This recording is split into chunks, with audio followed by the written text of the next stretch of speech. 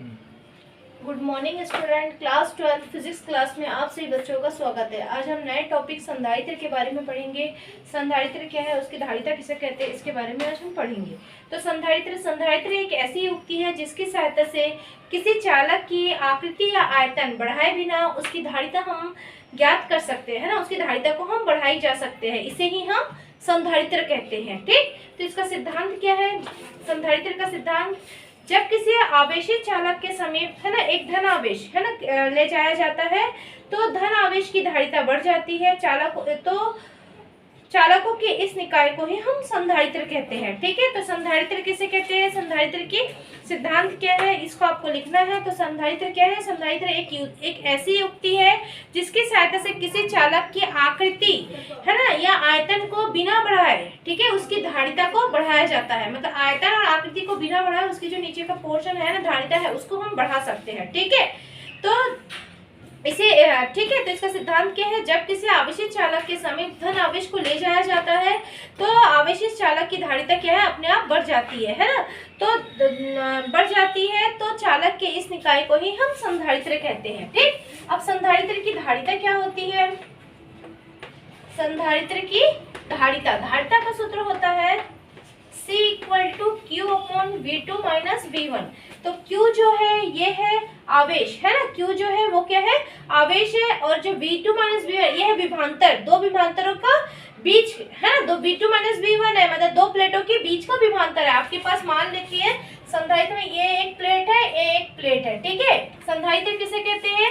ये दो प्लेट है, इसके आकृति और आयतन को है ना, इसके आकृति मतलब ये जो पोर्शन है इसकी आकृति को बिना बढ़ाए इसकी जो धारिता है, नीचे का पोर्शन है, इसको हम बढ़ा सकते हैं। ठीक है, ये है संधारित्र। और संधारित्र का सिद्धांत क्या है? जब इसके ये जो प्लेट है इसके बीच में जब हम धन आवेश को लाएंगे, ठीक है, तो जब इसके बीच को हम धन आवेशित चालक को लाते हैं तो इसकी धारिता क्या है? ऑटोमेटिकली क्या हो जाता है? ये बढ़ जाता है।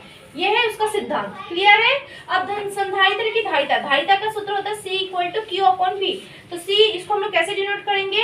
किसी संधारित्र की धारिता है ना, दिए गए आवेश Q तथा दो प्लेट, इसका जो विभवांतर है ये V1 और V2, ठीक है, दोनों प्लेटों के विभवांतर के क्या होता है? समानुपाती या अनुक्रमांक अनुपाती के बराबर होता है। इसे हम लोग संधारित्र की धारिता कहते हैं। क्लियर है? तो इसको हम लोग क्या लिख सकते हैं? C = Q। ठीक, ये हो जाएगा संधारित्र की धारिता। नेक्स्ट हम लोग पढ़ेंगे संधारित्र की धारिता के बाद आता है आपके पास समांतर प्लेट संधारित्र। तो संधारित्र का समांतर प्लेट संधारित्र क्या होता है? देखिए,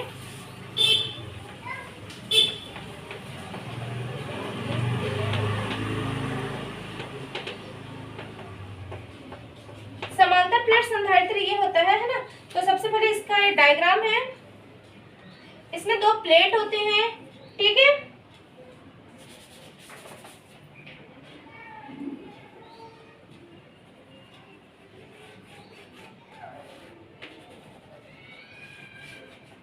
मान लेते हैं ये x है, ये y है। ठीक है, समांतर प्लेट संधारित्र की दो प्लेट है। ठीक है, तो इस प्लेट है ना, ये जो प्लेट है इसका जो क्षेत्रफल है, प्लेट का क्षेत्रफल है वो है a।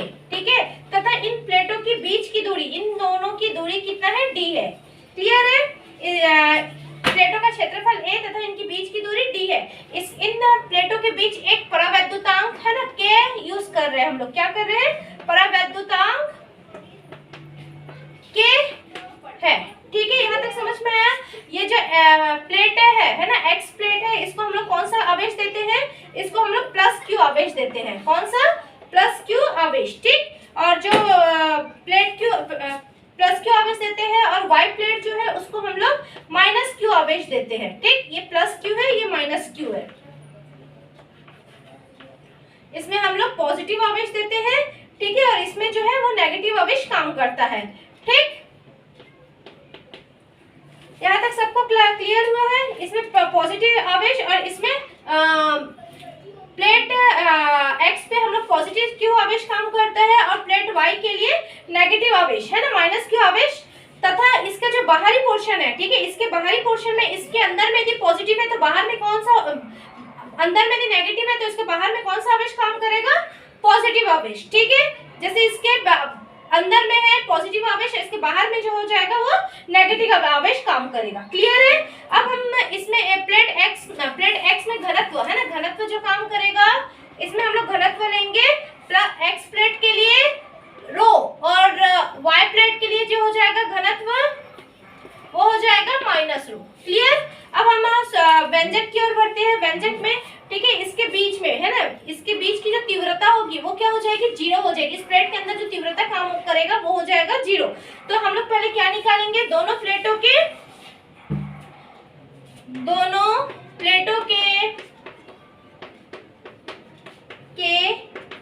बीच विद्युत क्षेत्र की तीव्रता, बीच विद्युत क्षेत्र की तीव्रता। ठीक है, तीव्रता को हम लोग E से शो करेंगे। E बराबर हो जाएगा E upon epsilon 0 into K, equation number 1। ठीक है ना, दोनों बीच के प्लेटों के बीच का विभवांतर कितना है, इसके बीच का विभवांतर क्या हो जाएगा, V हो जाएगा। दोनों प्लेटों के लिए विभवांतर V हो जाएगा। तो विद्युत क्षेत्र की तीव्रता क्या बोलता है, विद्युत क्षेत्र की तीव्रता को हम किससे शो करते हैं, E से डिफाइन करते हैं। E बराबर हो जाएगा विभवांतर बटे दूरी, विभवांतर बटे दूरी है ना। इन दोनों के बीच की दूरी कितना है, अपने पास D है। विभवांतर को हम किससे शो करते हैं, दोनों के लिए एक ही विभवांतर V काम करेगा और दूरी जो है वो D हो जाएगा। इक्वेशन नंबर डाल देना। तो यहाँ से आप किसकी वैल्यू, किसी भी V की वैल्यू आप निकाल सकते हैं। तो V बराबर क्या हो जाएगा, यहाँ पे V बराबर ED। क्लियर? इक्वेशन नंबर 1 डाल दीजिए। ठीक, उसके बाद हम लोग क्या करते हैं, समीकरण 1 और ये समीकरण 2, समीकरण 2 में हम लोग क्या करेंगे, यहाँ पे हम लोग वैल्यू को पुट करेंगे। ठीक है, E की वैल्यू समीकरण 2 में लाके हम पुट करेंगे तो क्या हो जाएगा, समीकरण 2 में E का मान रखने पर तो ये क्या हो जाएगा, V बराबर E की वैल्यू क्या है, E अपॉन एप्सिलॉन 0 K, ठीक, इंटू D। क्लियर है? और हम जानते हैं एक और चीज याद रखेंगे, कैपिटल U कैपिटल Q है ना, कैपिटल Q मतलब रो की वैल्यू, रो बराबर होता है आवेश बटे क्षेत्रफल। ठीक है, तो आवेश हम लोग इसमें जो हम लोग आवेश यूज करेंगे वो होगा Q बटे A। ठीक है, तो Q बटे A को हम लोग कहाँ रखेंगे, इस इक्वेशन में रखेंगे। ठीक है, तो Q इसके जगह हम लोग क्या रखेंगे, Q बटे A epsilon 0 K into D। यहाँ तक क्लियर है? ये हो जाएगा इक्वेशन नंबर 2। ठीक, संधारित्र की धारिता क्या बोलता है, हम लोग संधारित्र पढ़ रहे हैं तो संधारित्र की धारिता का सूत्र अभी मैंने दिखाया था, आपको बताया था। संधारित्र की धारिता क्या होता है, C इक्वल टू आवेश बटे विभवांतर होता है, आवेश बटे विभवांतर होता है C की वैल्यू। ठीक है, तो हम समीकरण 2 से यहाँ पे V की वैल्यू को इसमें रख दें समीकरण 3 में। तो समीकरण 2 से V का मान समीकरण 3 में रखने पर, तो समीकरण 3 आपका क्या बोलता है, Q equal to C upon, है ना, आप समीकरण 3 में रखेंगे तो क्या हो जाएगा आपका C, यहाँ रख C equal to Q upon V है, तो V की वैल्यू यहाँ पर आप पुटअप करेंगे तो QD। ठीक, और V की वैल्यू भी आपका क्या है, QD है, तो आप अच्छा C है ना, हाँ, इसकी वैल्यू है QD A epsilon 0 into Q होगा। यहाँ से आप Q को काटेंगे तो ये तीसरा पद पहले पद में चला जाएगा, तो ये क्या हो जाएगा, C equal to A epsilon 0 K। ठीक, बटे में आ जाएगा आपका क्या, D बचा। ठीक है, तो ये जो व्यंजक आया ये हो जाएगा समीकरण 4। तो ये किसके लिए हो जाएगा, समांतर प्लेट संधारित्र। तो इसमें और एक इसमें और एक क्वेश्चन आपका बनेगा कि समांतर प्लेट संधारित्र की धारिता किस पे निर्भर करती है। तो समांतर प्लेट संधारित्र की धारिता, पहला उसका क्षेत्रफल मतलब C अनुपाती निर्भर है ना, निर्भर किस पे करेगा, संधारित्र की धारिता पहले उसके क्षेत्रफल में करेगा, क्षेत्रफल ऊपर है तो क्या पढ़ोगे, संधारित्र प्लेट के क्षेत्रफल पे, तो संधारित्र की धारिता प्लेट के क्षेत्रफल के समानुपाती होता है। दूसरा होता है आपका, और क्या क्या दिया है आपके इसमें, है ना, दूसरा आपका दिया है D। तो D किस में है, नीचे, तो बीच D को हम लोग क्या पढ़ते हैं, बीच की दूरी मतलब C अनुपाती 1/D। तो आप क्या पढ़ोगे, संधारित्र की धारिता धारिता है ना उसके बीच की दूरी की क्या होता है, व्युत्क्रम अनुपाती, क्योंकि ये व्युत्क्रम में है, अपॉन में है, तो इसके संधारित्र की धारिता उसके बीच की दूरी के व्युत्क्रम अनुपाती होता है। तीसरा होता है के, है ना, सी अनुपाती के। तो के क्या है, दोनों प्लेटों के बीच का परावैद्युतांक या माध्यम, जिसको आप माध्यम भी पढ़ सकते हैं, है ना। तो संधारित्र की धारिता क्या हो जाएगी, वायु या निर्वात में, उस वायु या निर्वात में, है ना, माध्यम के परावैद्युतांक के क्या हो जाएंगे, समानुपाती होता है। तो इसकी निर्भरता किसमें करता है, तीन चीज में डिपेंड करता है।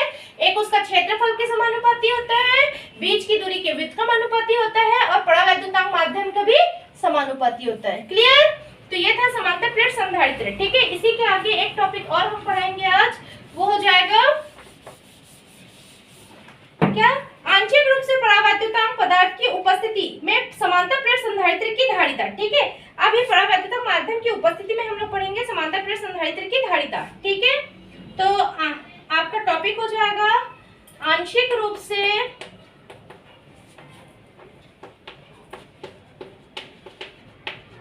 परावैद्युत पदार्थ की उपस्थिति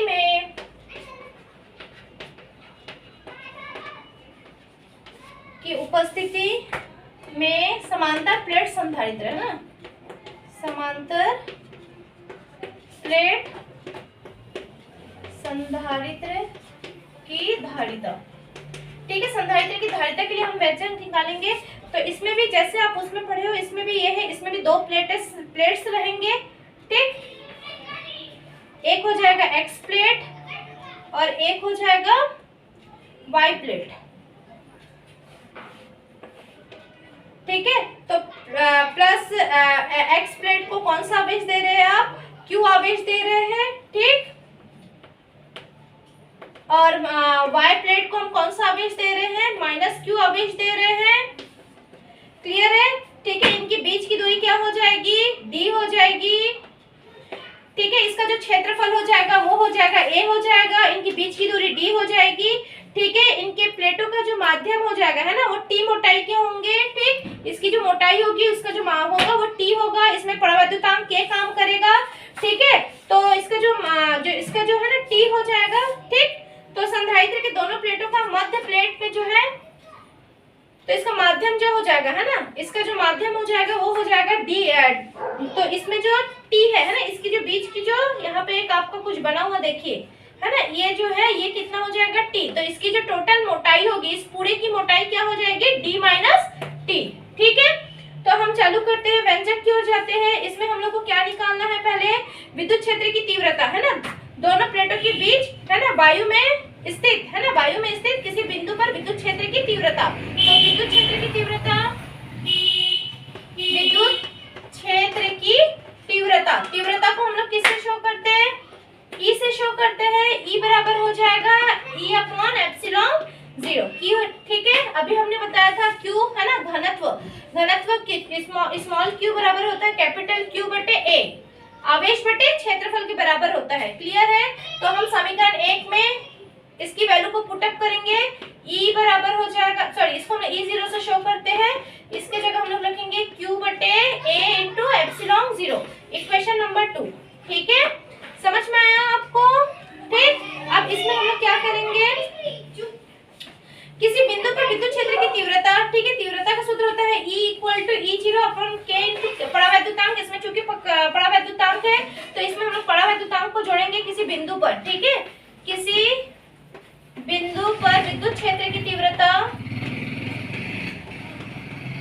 विद्युत क्षेत्र की तीव्रता किसी बिंदु पे हम लोग निकाल रहे हैं। ठीक है, तो किसी बिंदु पे हम लोग निकालेंगे तो E की जगह E0 की जगह आपका E काम करेगा। ठीक है, ठीक, रो और K इंटू एप्सिलॉन 0, इसमें हम किसी बिंदु पे है तो यहाँ पे इसका, चूंकि हम लोग यहाँ पे K क्यों दे रहे हैं, क्योंकि इसमें परावैद्युतांक भी है, इसलिए हम लोग इसमें K को जोड़ रहे हैं। ठीक है, तो E बराबर हो जाएगा क्या, अब यहाँ पे आप Q की वैल्यू क्या है, Q upon A।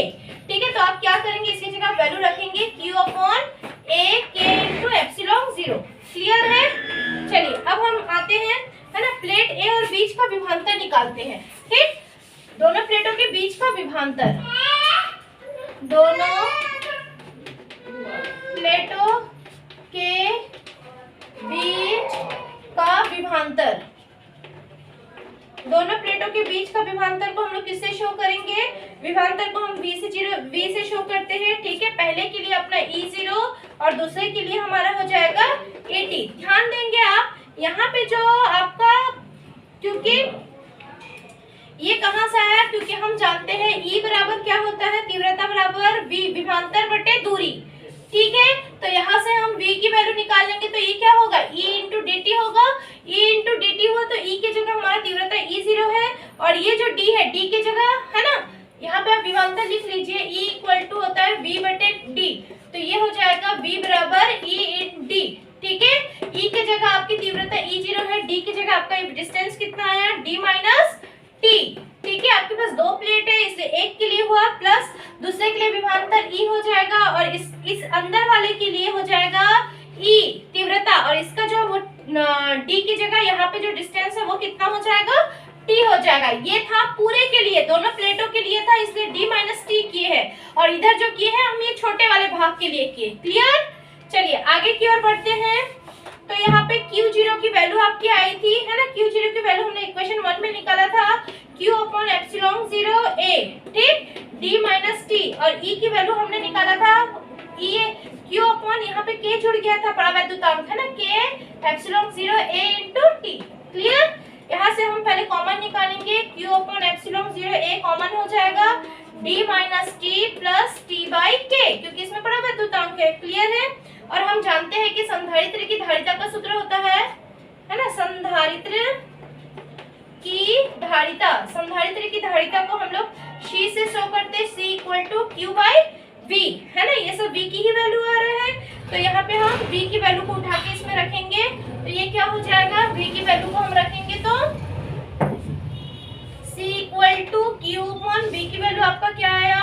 Q upon epsilon 0 A, है ना। और क्या आया? D minus T plus T by K। Clear? ठीक। अब इसको हम सॉल्व करेंगे तो E इक्वल टू क्या हो जाएगा? ये थर्ड पद है, ये फर्स्ट पद में चले जाएगा, ठीक। यहाँ से Q कैंसिल हो जाएगा, एप्सिलॉन 0 A नीचे में आपका क्या बचेगा? D minus T plus 1 T by K। यहाँ तक सबको क्लियर हुआ? चलिए उसके बाद हम आगे की ओर बढ़ते हैं। आगे हम जब हम ओपन करेंगे तो ओपन करने से इसका ब्रैकेट ओपन कर दीजिए। C बराबर epsilon 0 A D minus T plus T by K, ठीक। इसको और अच्छे से आप लिख सकते हैं C बराबर एप्सिलॉन 0 A। आप यहाँ से D माइनस टी को कॉमन निकालेंगे तो यहाँ पे ये कॉमन निकल जाएगा, यहाँ कुछ नहीं है तो 1, यहाँ पे ये पद नहीं है या आप T को कॉमन निकाल देंगे, ठीक है। तो ये क्या हो जाएगा आपका? D अपने स्थान पे ही है, ठीक है। इसको और अच्छे से कर लीजिए, D को वही रख दीजिए, ठीक। इन दोनों में T है, माइनस T को आप कॉमन निकाल दीजिए तो यहाँ पे 1 बचेगा, 1 माइनस, क्योंकि ये प्लस और ये माइनस मिलके माइनस 1 बाई K। तो ये जो अभिष्ट व्यंजक है वो किसके लिए है? समांतर प्लेट संधारित्र के लिए है। क्लियर है? तो इतना सा व्यंजक आपको, दो व्यंजक आज आपका हो गया। समांतर प्लेट का ही दो व्यंजक है तो दोनों को हमने आपको बता दिया है व्यंजक। आप इसको बुक से रीड करिए, रीड करके इसका नोट्स तैयार करेंगे, ठीक है।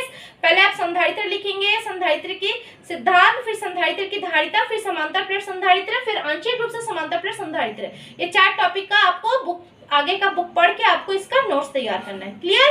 तो आज का टॉपिक हमारा यही खत्म होता है।